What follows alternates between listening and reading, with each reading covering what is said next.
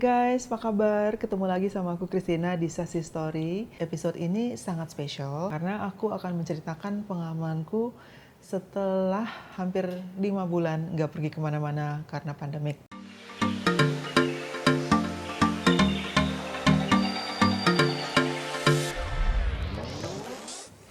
Oke, jadi kira-kira bulan Agustus kemarin, aku nih pertama kali memberanikan diri untuk terbang ke Bali. Prosedurnya sih lumayan kan, udah dikasih tahu. Sebenarnya sih nggak susah peraturannya, kalian cukup menyiapkan hasil report bahwa kalian sudah melakukan rapid test untuk diserahkan di airport. Setelah sampai di airport itu diserahkan untuk dicop ya di satu loket gitu. Terus setelah dari itu langsung tinggal check-in aja ke dalam. Dan of course karena itu adalah perjalanan aku yang pertama setelah sekian bulan gak terbang dan diam di rumah, aku excited banget untuk pergi ke Bali dan naik pesawat. Aku lihat sih di airport lumayan banyak orang ya, karena saat itu kebetulan ada liburan weekend. Dan of course aku ya melakukan jaga jarak, terus juga memakai masker dan sebisa mungkin juga nggak cuci tangan atau nggak megang barang-barang yang lain-lain di situ. Perjalanannya sih selama 2 jam juga oke, naik pesawat disediakan tempat yang maksudnya ada yang dikosong-kosongin kursinya. Jadi begitu sampai Bali kita juga langsung report, nyerahin surat-surat juga, langsung keluar. Dan akhirnya my first adventure after the pandemic yang nggak boleh kemana-mana itu dimulai.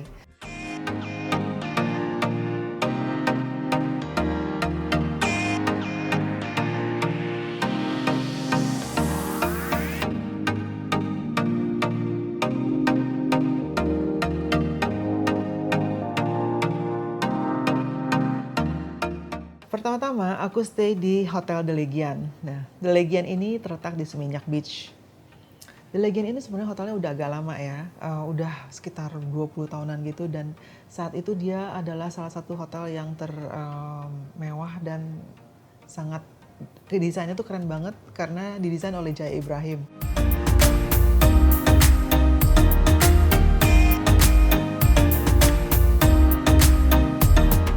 Aku seneng banget tinggal di Legian ini karena dia langsung right on the beach.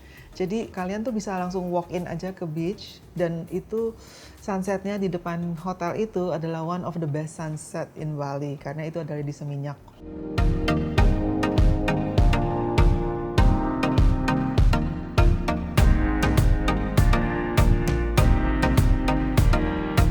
Begitu aku sampai itu aku langsung stay di lantainya yang paling tinggi, which is di lantai ke berapa ya, ke-3 apa ke-4 gitu, aku lupa, pokoknya yang paling tinggi gitu. Dan balkon gue itu kan terbuka gitu, terus langsung ngeliat laut juga. Aduh, bener-bener paradise deh buat aku saat itu.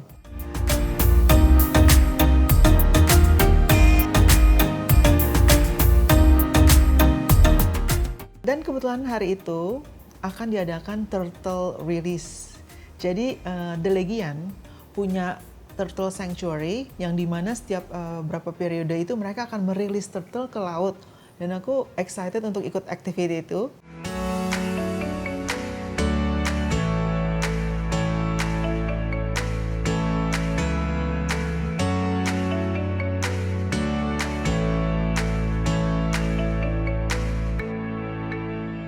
Jadi saat begitu aku udah siap-siap beres-beres sedikit ya di kamar, aku langsung ke pantai terus ikut activity turtle release, dan aku udah ngelihat banyak banget orang juga yang ikut partisipasi di acara tersebut. Mereka juga having so much fun, dan aku juga seneng banget ngeliat turtle-nya itu ya. Terus mereka tuh kayaknya emang survival, dan it's really hard actually buat mereka untuk jalan ke laut karena akan ada ombak ini itu. Cuma kayaknya punya aku tuh lumayan survivor sih. Jadi dia tuh begitu aku taruh di pasir, dan by the way kita nggak boleh pegang turtle-nya, setelah ada mangkok kayak gitu kan, terus kita taruh di pasir, turtle-ku itu kayaknya survive banget ya. Tiap kali ada ombak dia tetap pokoknya strong gitu, dia tetap maju aja terus. Dan I hope turtle-nya itu make it sampai nanti ke tengah-tengah laut.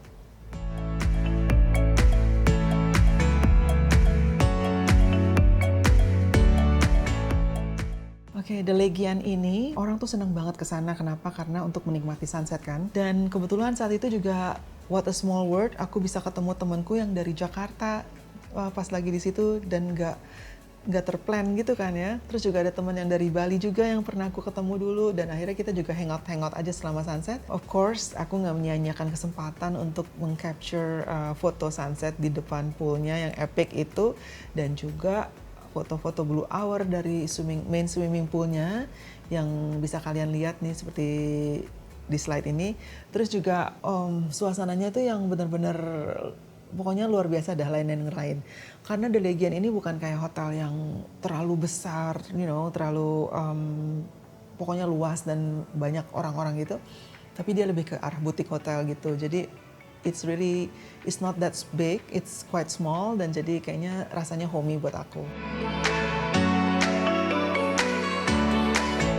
Setelah aku puas mengcapture sunset dan blue hour di main pool, aku makan di main restorannya, which is namanya The Restaurant, dan aku dijamu oleh Chef Stefan. Dia koki dari Prancis. Makanannya enak banget, jadi akan ada pairing dinner for me. Jadi ada makanannya terus di pairing dengan wine yang juga udah dipilihin sama sommeliernya. It's so good and it's top notch. And my favorite is actually dessertnya mereka, yaitu adalah coconut souffle, yang sampai sekarang itu aku sampai masih pengen banget lagi dibalik sana khusus cuma buat makan coconut souffle. Besoknya pagi-paginya itu aku langsung kayak kebangun gitu ya pagi-pagi sekitar jam 5:30 sebelum sunrise. Dan aku tuh kepengen banget juga jalan-jalan di pantai depannya. Aku menikmati sunrise instead of sunset ya. Dan ya ternyata tuh seneng banget juga karena it's different. Warnanya langitnya itu seperti pink gitu, dan so many people is like jogging, running with the dogs. Pokoknya suasananya itu kayaknya lain dari yang lain lah. Ya bayangin aja kalian udah 5 bulan tuh terkungkung di Jakarta ya, terus langsung ketemu pantai yang indah, yang luas gitu kan, kayaknya suasananya beda banget.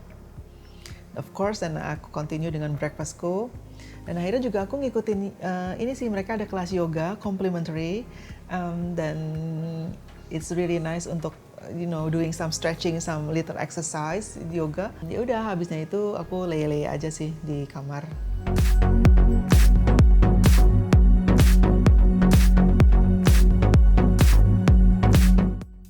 Hotel Legian udah benar-benar ngelaksanain safety protokol buat tamu-tamunya, dan aku juga nggak mau hangout dengan orang-orang yang rame-rame gitu kan. Jadi ya kebanyakan aku juga untuk malam dinner segala aku pesan room service aja untuk makan di kamar. Dan actually untuk hari yang ketiga itu aku dipindahkan ke villa mereka yang namanya The Beach House. The Beach House ini tuh luar biasa banget karena dia terdiri dari 3 bedroom, dan itu dia juga langsung menuju ke pantai, punya private swimming pool, dan the main bedroom is so huge. Udah gitu juga ada bathtubnya yang keren gitu dan romantis banget. Tempat tidurnya juga ada terdiri dari 4-poster bed, terus ada tirai kayak kelambu-kelambunya gitu, makanya romantis banget deh. Sebelum aku pindah ke beach house, aku sempat ngedatengin temenku desainer baju yang terkenal ini sih. So she's like a ex supermodel di zaman tahun 90-an dulu yang namanya Gail Elliott. Gail Elliott ini ternyata dulu adalah teman-temannya segala Christy Turlington, Naomi Campbell, terus Linda Evangelista, yang pada saat itu tuh adalah super model yang what they call it there. So Gail sekarang bisnisnya ada di Bali, dia bikin baju, fashion design, and I really like their collection. Namanya adalah Little Joe Woman. So tiap kali aku ke Bali pasti aku nyempetin ketemu sama Gail sama husbandnya, dan aku ajak mereka makan bareng di The Legian. So ya aku senang banget sih tinggal di Legian ya, karena juga suasana beachnya, sunsetnya, and everything. Dan aku juga nggak lupa sama coconut souffle-nya. Jadi aku pengen banget balik lagi sometimes.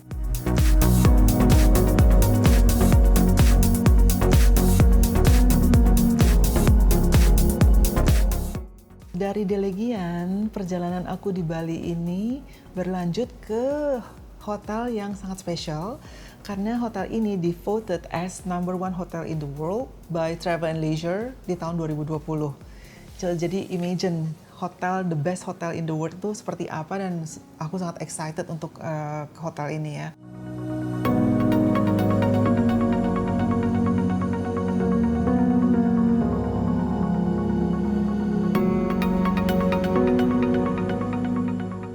Capella Ubud ini sebenarnya juga didesain oleh Bill Bensley. Bill Bensley ini udah mendesain lebih dari 20 hotel di 300 negara dan dia itu adalah orang yang sangat visionary. Jadi desain-desainnya tuh unik banget dan always is like out of the box thinking gitu. Dan salah satunya ya Capella Ubud ini, asal kalian tahu aja, adalah bangunan yang terdiri dari tenda. Jadi dia bukannya bangunan kokoh seperti dari batu atau dari construction yang gimana, adalah dia dari tenda. Jadi aku juga bingung kayak apa sih bentuknya gitu ya. Seperjalanan aku dari Seminyak ke Ubud mungkin sekitar 1,5 jam. Kayaknya I don't know, I forgot. Kayaknya lancar juga sih, mungkin kurang dari 1 jam. Begitu sampai di sana, itu you feel like as if you are entering a glamping, maksudnya atau juga suasana yang dimana kayak zaman-zaman dulu gitu.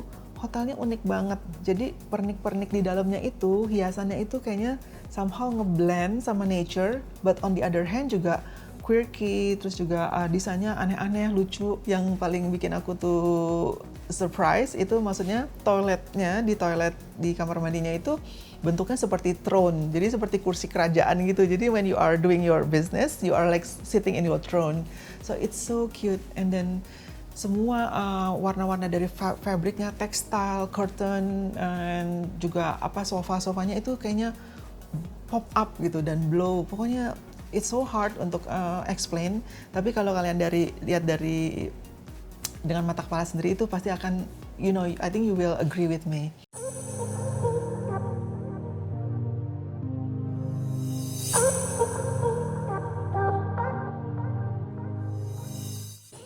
Jadi sampai di sana itu aku check in, terus udah gitu aku sendiri tendaku tuh ada private swimming poolnya juga langsung, dan pokoknya kayaknya udah nggak sabar pengen lele ya, cuma kan karena belum makan, jadi aku pergi makan dulu siang di restoran mereka. Restoran mereka ini namanya Matt's Lounge dan interiornya juga nggak kalah unik karena atas-atasnya itu dibangun dari kayu-kayu yang diukir-ukir gitu. Pokoknya sangat Indonesian deh, dan so blend into nature. Dan Capella Ubud ini desainnya itu lebih ke arah tahun 1800-an gitu ya. Jadi konsepnya tuh about like people when you colonialism is going into places. Jadi can you imagine lah, maksudnya kayak orang-orang zaman tahun 1800-an gitu dengan safari outfitnya, terus juga tinggal di tenda, pokoknya something like that gitu.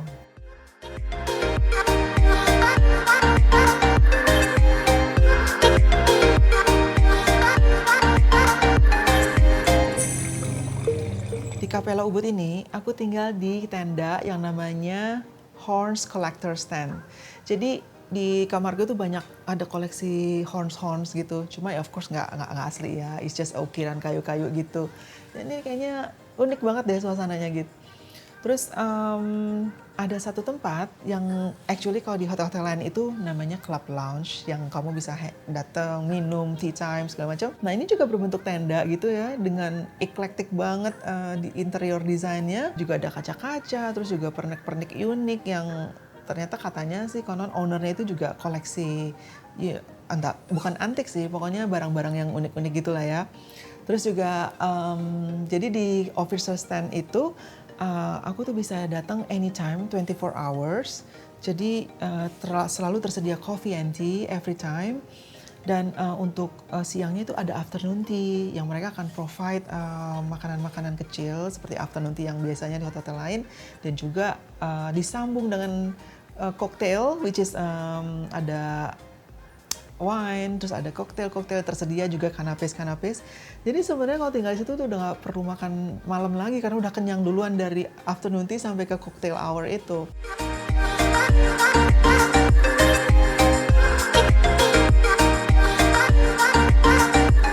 Mereka ada menyediakan tempat yang namanya outdoor, yang dimana kamu bisa nonton movie about Balinese zaman dulu.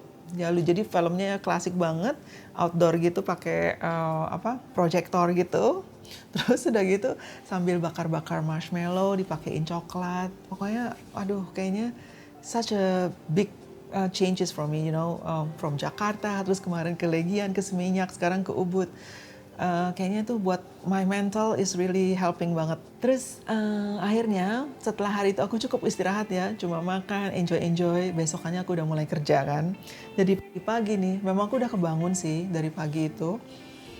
Jadi pagi-pagi itu aku langsung pengen foto sunrise kan. Begitu aku keluar, aku lihat, wow, aku dengar suara burung-burung. Terus juga suasananya sepi banget, hening. Tiba-tiba juga ada sun rolls, ray of light from the other side, dan aku suka banget. Langsung aku ya udah ala kadarnya kan, belum mandi, belum apa, nyisir-nyisir aja, touch up sedikit muka, terus aku langsung fotoan di samping kolam renang.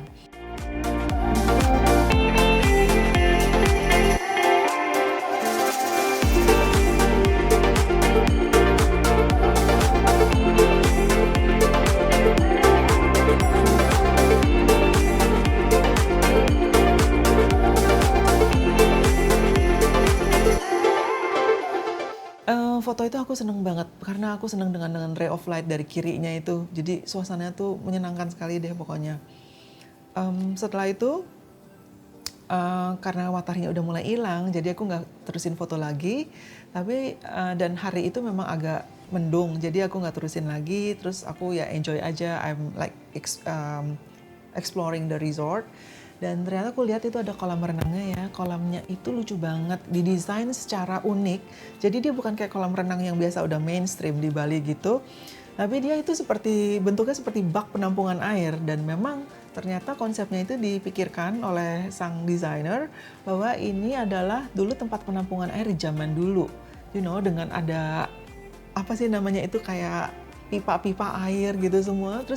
Dan itu heated, jadi kalian nggak usah takut kedinginan. Anytime mau berenang bisa aja di situ karena itu udah di air panas dalamnya.